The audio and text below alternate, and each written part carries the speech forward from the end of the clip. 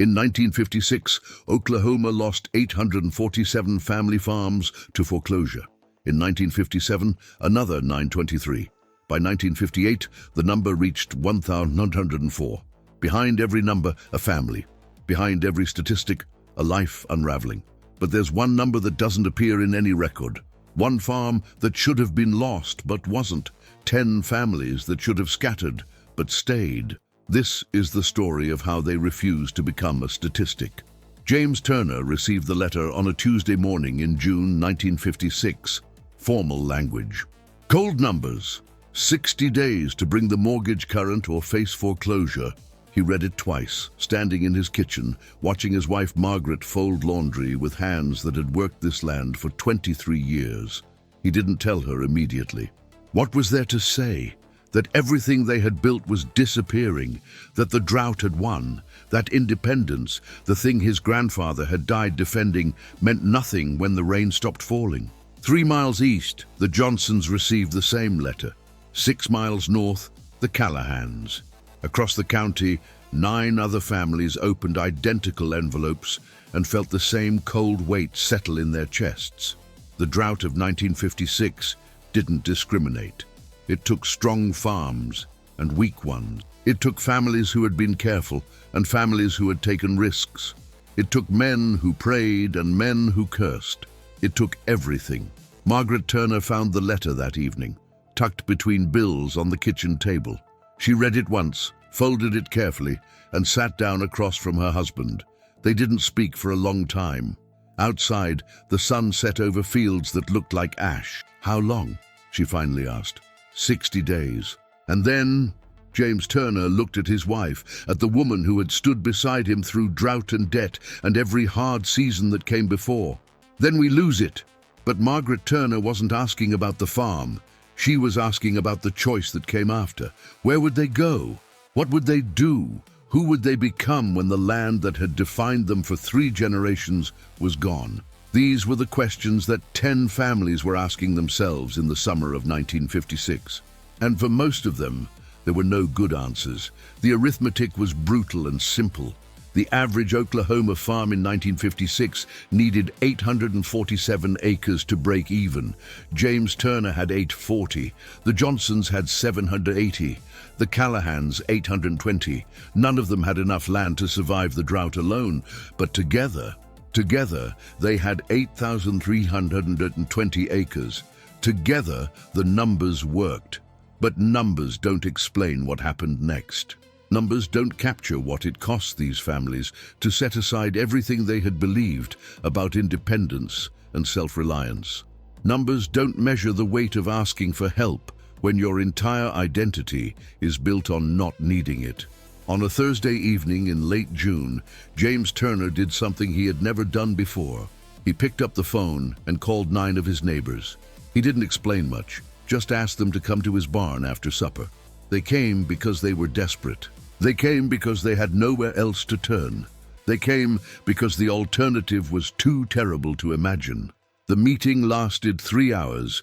10 families sitting on hay bales and machinery crates talking about something that had never been done in this county. Not during the Depression, not during the Dust Bowl, not ever. A cooperative. The word itself felt foreign, un-American, communist, some would later say. But James Turner didn't care about politics. He cared about survival. "We combine everything," he said. "Land, equipment, labor, debt. We stop being 10 separate farms and become one." The silence that followed was heavy with doubt and fear. These were people who had built their entire lives on the idea of owning something that was theirs alone. The idea of sharing it, of giving up control, of trusting neighbors with their future went against everything they had been taught. "What about ownership?" someone asked. "Equal shares," James replied. "Every family owns 1/10 of everything." "What about decisions? Who's in charge?" "We all are. We vote. Majority rules." It sounded impossible. It sounded like a fantasy. It sounded like the kind of thing that would fall apart the first time someone disagreed about where to plant or when to harvest or how to spend money. But it also sounded like the only way any of them would still be farming a year from now. Margaret Turner sat beside her husband and watched the faces around her. She saw doubt, she saw fear, but she also saw something else, a flicker of hope, the smallest possibility that maybe, just maybe, they could find a way through this that didn't end in loss. The vote happened at midnight. 10 families, one choice. Stay independent and face foreclosure alone, or join together and face the future as one. The vote was unanimous. What they built in the months that followed wasn't easy. It wasn't smooth. It required every family to give up things they had held sacred for generations: privacy, autonomy, the right to succeed or fail on their own terms. But it also gave them something they hadn't had in years: a future. They called it the Red Valley Cooperative.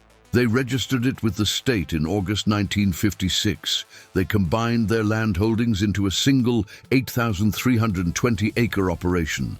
They pooled their equipment. They organized labor into rotating crews. They shared the debt and they shared the profit, when there was any, and they survived. The drought finally broke in the spring of 1957. The rain came slow at first, then steady. The wheat that year was thin, but it was enough. Not enough to pay off the debt, not enough to forget the hard years, but enough to keep going. The real test came later, not during the drought, when desperation made cooperation feel necessary, but in the years after, when the land recovered and independence started to look possible again. Some thought the cooperative would dissolve, that once the immediate crisis passed, the families would want to return to the way things had been, to smaller farms and individual ownership and the freedom to make their own mistakes. But something unexpected had happened during those desperate months. These 10 families had stopped seeing themselves as competitors and started seeing themselves as partners. They had learned to trust each other with more than their land. They had learned to trust each other with their futures. In 1962, when the Hendersons' oldest son died in a tractor accident, the cooperative kept farming the Henderson share and gave the family their full dividend anyway. Not because it was required, because it was right. In 1968, when the Merritt family considered leaving to take jobs in Tulsa, the cooperative voted to increase their share to convince them to stay. Not because they couldn't replace the labor, because they couldn't replace the family. In 1975, when the Polk family wanted to invest in new irrigation equipment that would only benefit their section of land, the cooperative voted to fund it anyway. Not because it made short-term financial sense, because they had learned to think in generations, not years. The Red Valley Cooperative survived because it was built on something stronger than profit. It was built on the understanding that alone, they were vulnerable. Together, they were resilient. The 1980s brought the worst farm crisis since the Depression. Interest rates hit 20%. Land values collapsed. Across Oklahoma, farms that had survived for 100 years disappeared in foreclosure auctions. The cooperative lost money for 4 straight years. 1983 through 1986, every family watched their savings disappear. Every family considered walking away, but they didn't. They couldn't, because by then, the cooperative wasn't just about farming, it was about identity, about who these families had become and what they had built together. They held emergency meetings in the Turner's barn, the same place where it had all started 30 years earlier.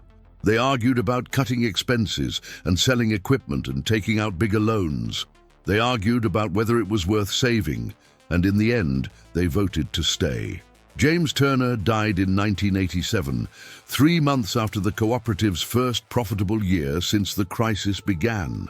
He was 72 years old. He had spent his entire adult life fighting for this land, first alone and then alongside 9 other families who had become more than neighbors. At his funeral, every member of the cooperative spoke. They talked about what he had built, not just the farm, not just the business, but the idea that survival wasn't something you earned alone, that strength came from connection, not independence. Margaret Turner lived another 15 years. She watched her children take over management of the cooperative. She watched grandchildren learn to drive tractors on the same land where their great-grandparents had almost lost everything. She watched the cooperative expand and modernize and become something that would have been unimaginable in 1956. And she never forgot the arithmetic that had made it all possible. 10 families who should have failed alone but survived together. The cooperative converted to organic farming in 1994. It was a risk. It required 3 years of transition, during which they couldn't use conventional chemicals, but couldn't charge organic prices. 3 years of lower yields and higher labor costs, and the constant temptation to give up and go back to the old ways. But they held on.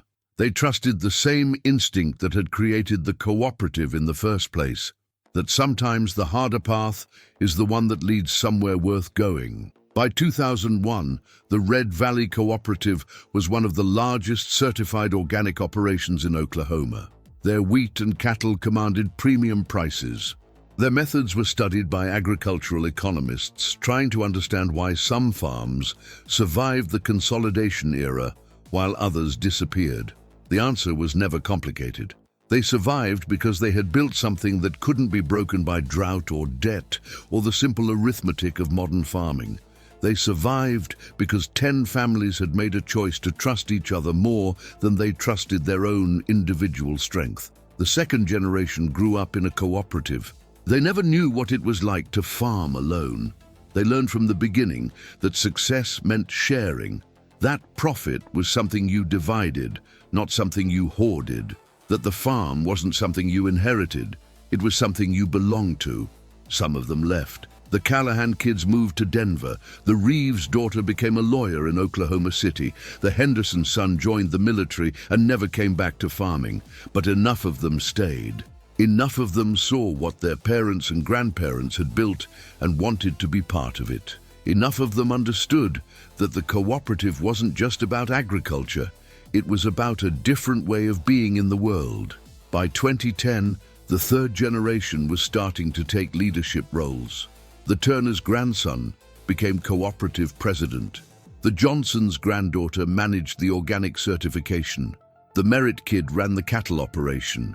They brought new ideas, solar panels, direct-to-consumer sales, agri-tourism. They pushed the cooperative to evolve, to adapt, to find new ways of making the old model work in a modern economy. And they kept the core principle that had started it all. That 10 families were stronger than one. That shared risk was better than individual vulnerability. That cooperation wasn't weakness, it was the only real strength any of them had ever had. The drought of 2012 came without warning, worse than 1956 in some ways. Hotter, drier, longer. It lasted 3 years. It killed cattle and crops and turned the Oklahoma landscape into something biblical and cruel. The cooperative lost money every year from 2012 to 2015. They watched their organic certification struggle under irrigation restrictions. They watched commodity prices collapse. They watched younger families question whether farming had any future at all. But they had been here before. Not the same people, but the same families. They had survived drought and debt and every crisis that tried to break them. They knew what it took. They cut salaries. They deferred maintenance. They sold equipment they couldn't afford to run. They took loans they weren't sure they could pay back. And they held together. Because that's what the cooperative had taught them, that survival wasn't about being strong enough to make it alone. It was about being connected enough to hold on together. The rain came back in 2016. Slow at first, like it always does, then steady.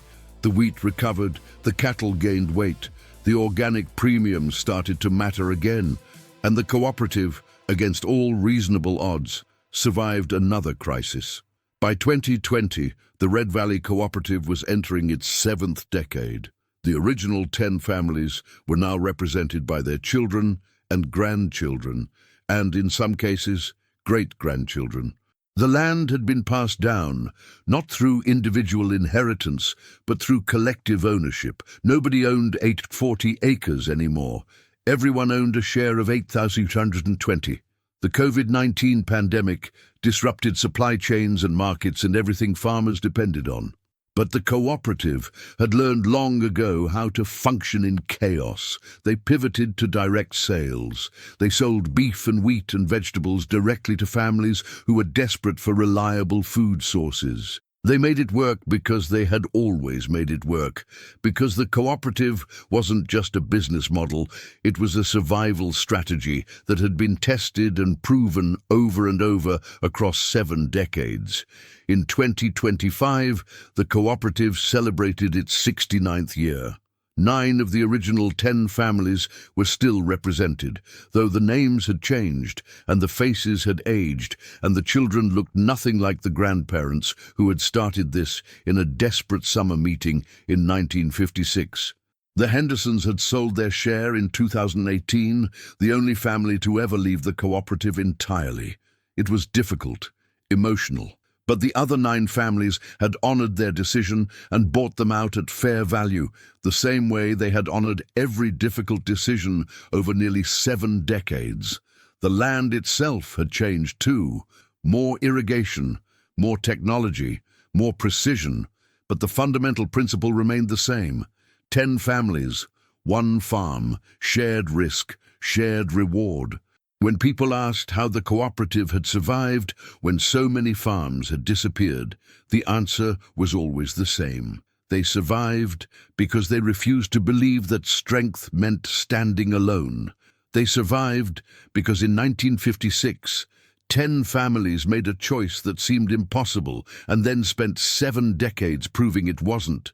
There's no single moment that defines what they built, no dramatic victory, no sudden transformation, just the slow accumulation of days and seasons and harvests. Just the decision, made over and over, to trust each other more than they trusted the myth of independence. The children who grew up on the cooperative never had to experience what their grandparents experienced in 1956. They never had to face foreclosure alone. They never had to make the terrible choice between holding on and letting go. But they carried the memory of it. They understood that what they had was fragile and precious and worth protecting. They understood that the cooperative wasn't just about farming efficiently, it was about creating a different kind of future. And they passed that understanding to their own children, who would inherit not just land or equipment or debt, but an idea. That survival is a collective act, that strength comes from connection, that the hardest times are the ones that teach you who you can depend on. 7 decades, 10 families, 1 small farm that carried them through every hard time that came. Not because it was easy, not because it was perfect, but because they made a choice in 1956 to believe that together was stronger than alone, and then they spent the rest of their lives proving it was true. The land still turns to dust when the rain stops coming. The markets still collapse when the economy turns. The hard times still come, the way they always have. But the families remain, not the same people, but the same commitment. The same understanding that none of them could make it alone, but all of them could make it together. And that understanding, more than any harvest or any profit or any year of good rain, is what the Red Valley Cooperative really grew. Not wheat, not cattle, but a different way of measuring success. One that counts in generations, not dollars. One that values connection over independence. One that understands that the strongest thing any of us can build isn't something we own alone, but something we create together. The small farm that carried 10 families through hard times didn't do it with luck, or with perfect soil, or with extraordinary talent. It did it with something simpler and harder, with 10 families who looked at the arithmetic of survival and decided that together was the only number that mattered.